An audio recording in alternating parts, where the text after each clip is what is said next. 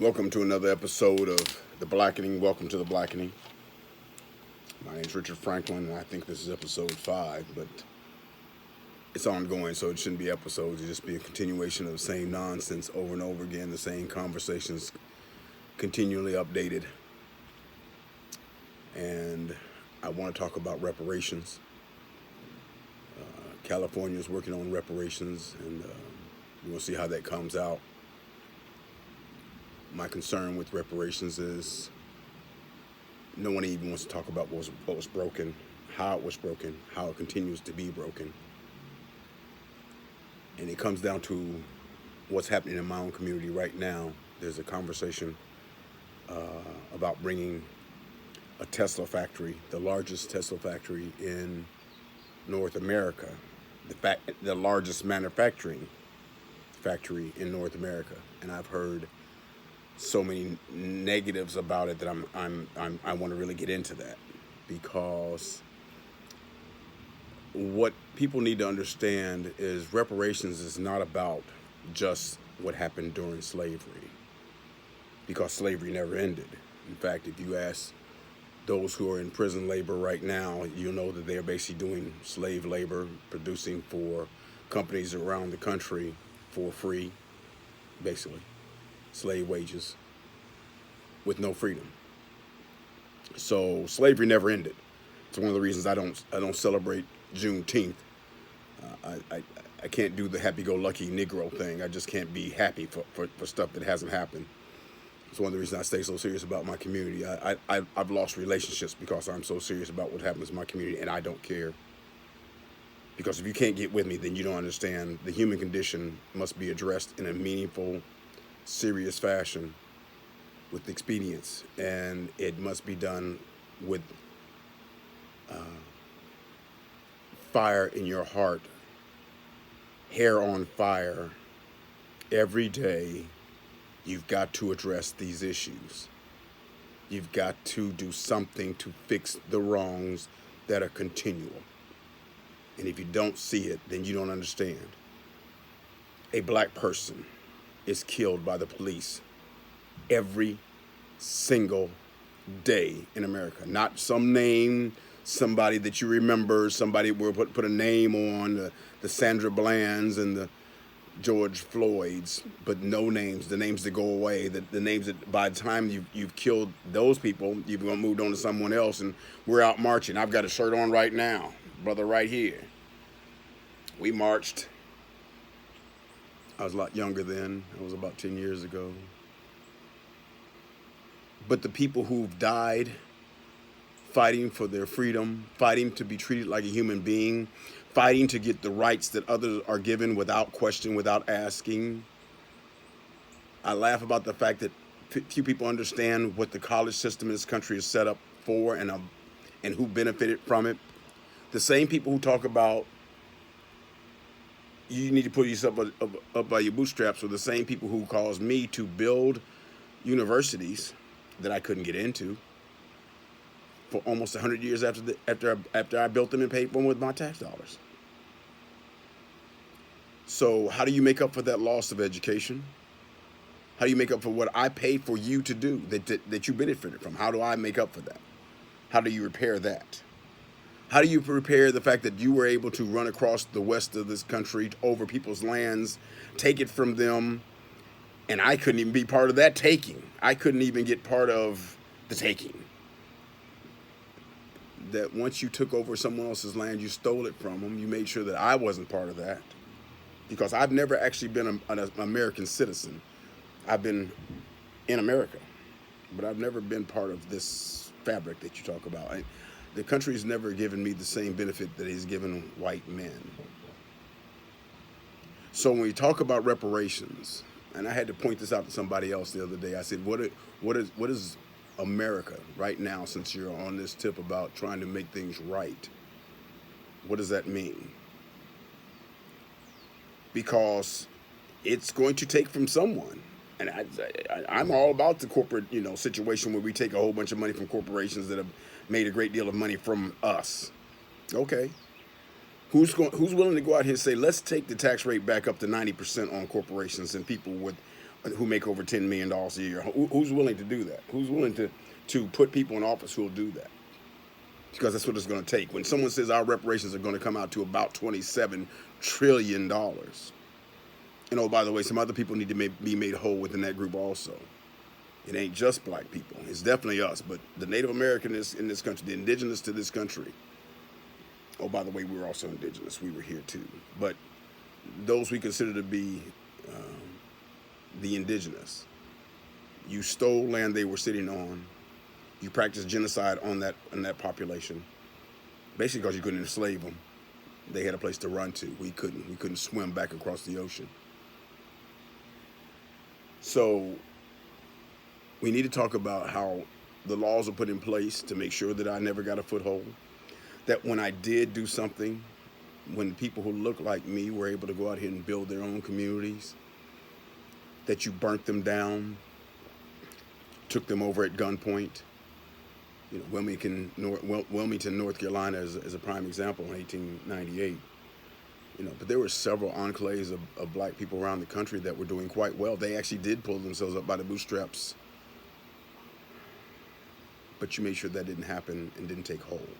As you had a situation in Tulsa and people are just now finding out about it. So how do you repair that damage, seeing as how all the people from Tulsa are now dead? Everyone that was in Tulsa is dead. I think there may be one person left, maybe 105, 106, something like that. But since that was 1921. But the reparations is done to repair the damage that's still being done. You haven't triaged the process that's going on right now. And one of the things we need to talk about is how we've been denied, how redlining happened, how businesses closed up in our neighborhoods, that manufacturing and those kind of plants left us behind, that we've been denied access to capital to create our own. We've been denied access to infrastructure to create our own. And therefore, we have to have an opportunity for somebody else to move in that has a high enough profile. That's where this Tesla situation comes in. We know Tesla's not a wonderful, corporate-minded individual that says, I want to give back to community in ways that are altruistic. Few corporations do. But I do know that I live in a neighborhood that's had every kind of negative impacted environmentally processing plant, crematorium, trash dump, you name it, in my backyard. And Tesla doesn't have that and wouldn't allow for it. People are concerned about tax breaks. Tax breaks as opposed to what would be created on top of the taxes this plant would create for this community that doesn't have health care, doesn't have a major grocery store, has terrible infrastructure, has environmental hazards being created from the businesses that come out here that don't need infrastructure to put in a trash dump. And that's what they give us. They have no infrastructure, so put a trash dump out there. So we continually get more and more of that. And the pushback has been, I don't want to give them tax break. But wait, you've given tax breaks to everybody else in America until it comes down to a tax break for the people that might actually benefit from it, from a company being in their backyard. You've given tax breaks to Apple, to Google, to Dell, to Samsung, to Intel. You've given tax breaks to a lot of people, but they were never in my neighborhood. So even if I wanted to go get a job there, I still had to travel on the non-mass transit that I have that's lacking in my community. There's no transportation. Again, the roads are terrible and there's no mass transit. So I got to get on the road and travel somewhere else to go to a job. Not that I want to go to a job, because I've always owned my own business. But I'm talking about for my community. I'm talking about my kids my kids who are saying, well, I'm going to have to go somewhere else to go to work. I'm going to have to get out of my neighborhood, leave my community, and go somewhere else to go to work. As opposed to going right down the road over there and going to a work that's terrible. But guess what? Most jobs are terrible. If you ain't running the show, it's gonna be terrible because they ain't working for you. They trying to make money. That's the reality. Well, the means of production, we should control it. You know, I'm so tired of that conversation right now. I was in part of the DSA. I looked at what the OR people, the Our Revolution people said. I left because it was some of the most racist bullshit I've ever heard in my life. I was as mad leaving out there as I was leaving the libertarian conversation. You good with equality. You're good with everybody. Okay, we good. Where's that start? When does that start? How do I get to that? How do I get to you sharing the wealth? How does everyone get to share the wealth? It's racist bullshit because you ain't suffering like I'm suffering. You're not getting to where I am. You're trying to empathize with a situation you can't even imagine. And you want to dictate what happens in my neighborhood as opposed to listening to me about what I need. About what the people who are saying, by the way, why don't you get the hell out of the way and let us do this? The road to hell is paved with good intentions means something.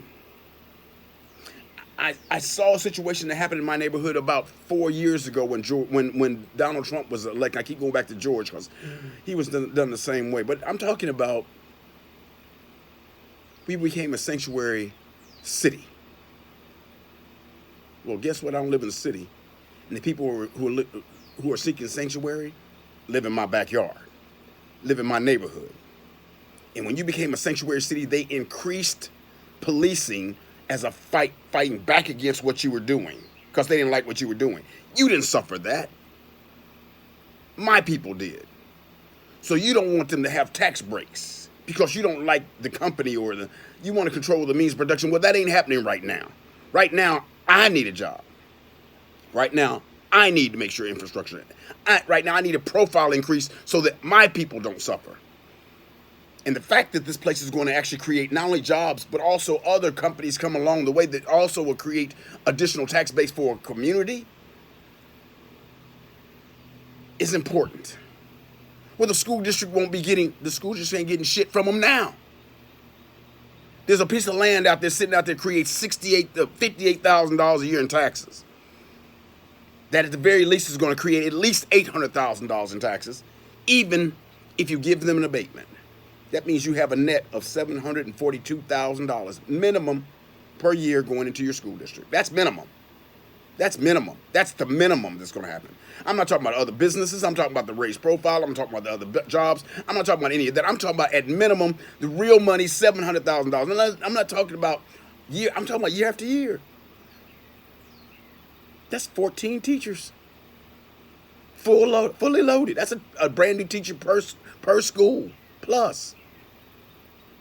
And a counselor. Plus.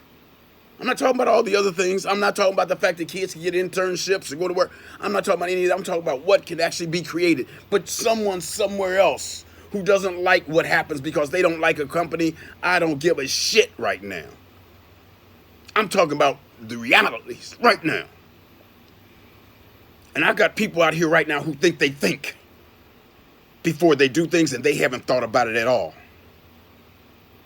You want to understand how reparations happens? This is part of reparations. Businesses in my community that bring other businesses in with them as opposed to leaving behind the desolation that happens. Detroit had it happen. I'm from Detroit. I saw businesses leave. I saw Motown leave. I saw factories closing. And I saw a city that went from 2 million people with a thriving middle class. We was Chocolate City, a thriving middle class where people were doing well, to desolation in less than a generation because everyone left. Well, not everybody. Only those who had the means to get out got out. And you left behind the people you said you cared about, that you said you wanted to take care of, that you wanted to be about. Here's what pisses me off more than anything, and I'm going to leave it at this. We've been out here fighting a battle to get something in our backyard, something that matters for I've been out here for 20 years now. 20 years. before some of you got on the scene at all, before some of you even woke the hell up. And you got, I heard somebody say something about the Circuit of Americas. I didn't see none of y'all at the environmental board when I stood there and asked everybody where was the environmental impact study and was told we didn't have to have one. And then when the rains came, my people died. I didn't see you come help us clean those houses up or console those families. I didn't see you. I haven't seen you protesting when I've been at Central Health, screaming and yelling about what I haven't had in my backyard. And we're dying at COVID-19 worse than anybody else in Travis County. In my backyard, we're number one. I haven't seen you. I haven't seen you on the calls about what we need and how we need to be taken care of with respect to what we don't already have. I haven't seen you. But suddenly somebody says they want to bring something to us that might benefit us, and now you want to get upset? You take that racist bullshit and shove it up your liberal behinds. Because that's as bad as pull yourself up by your bootstraps. That's the same nonsense. Stay out of my lane.